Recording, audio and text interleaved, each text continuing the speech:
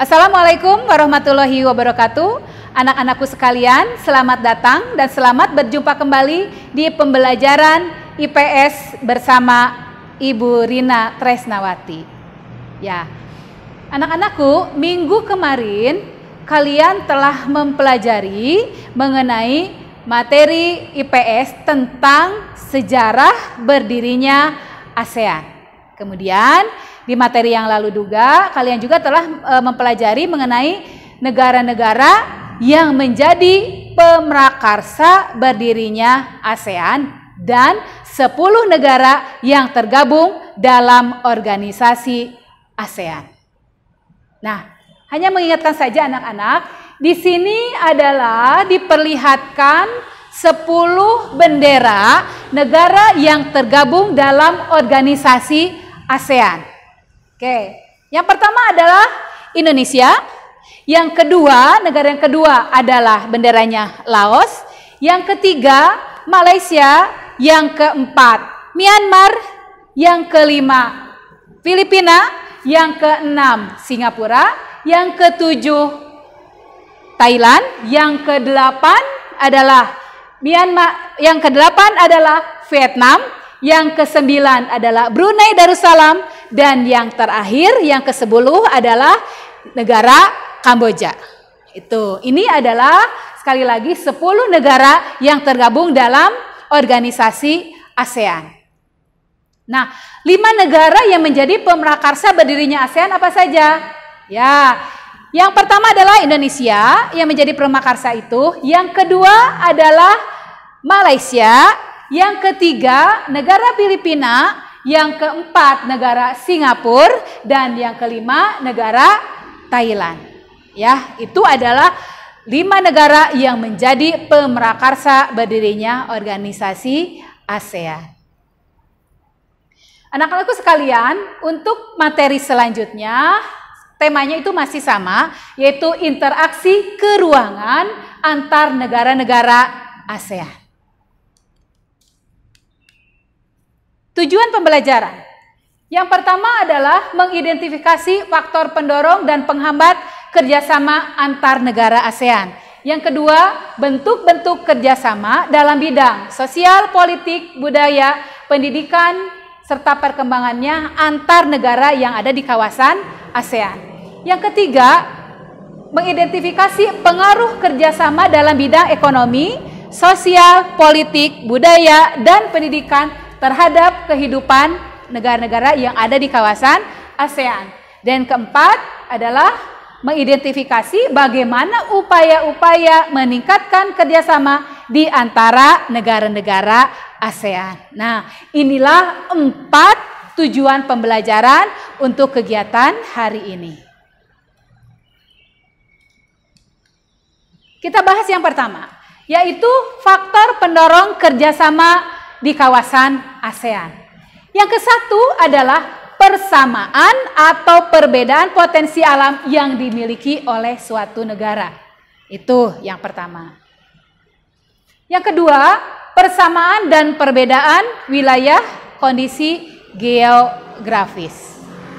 Yang ketiga, persamaan nasib dalam sejarah.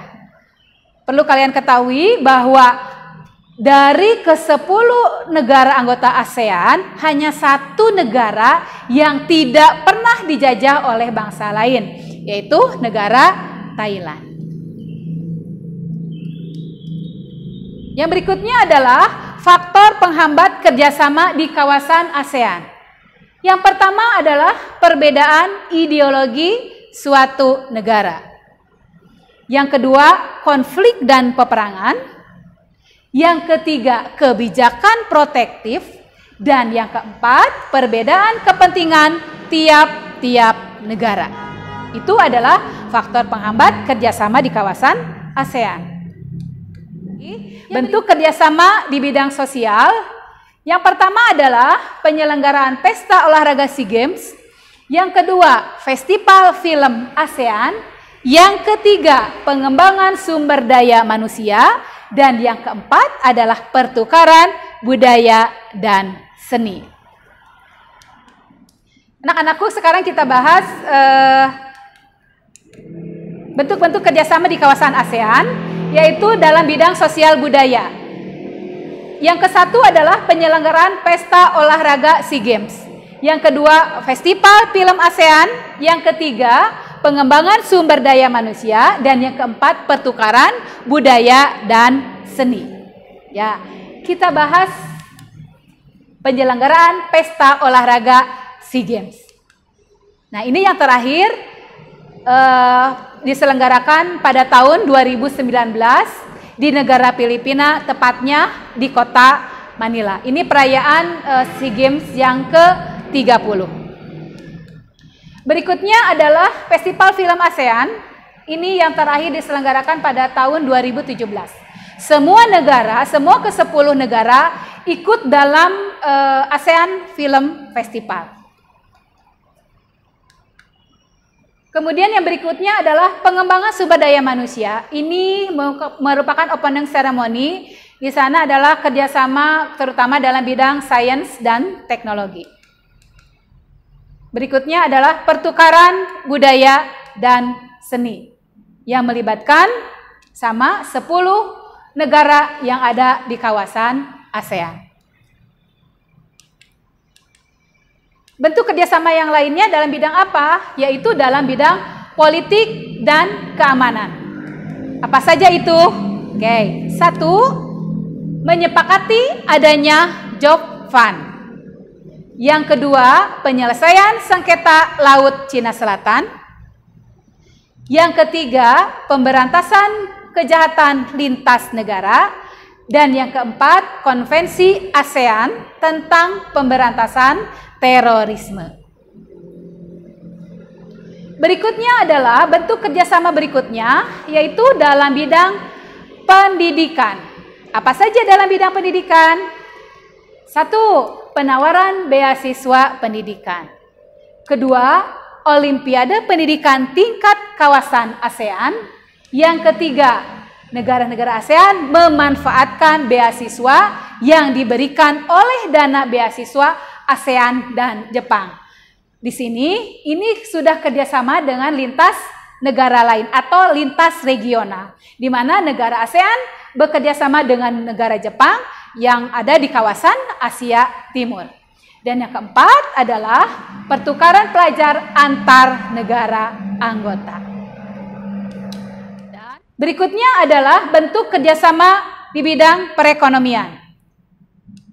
Yang pertama adalah membentuk pusat promosi ASEAN.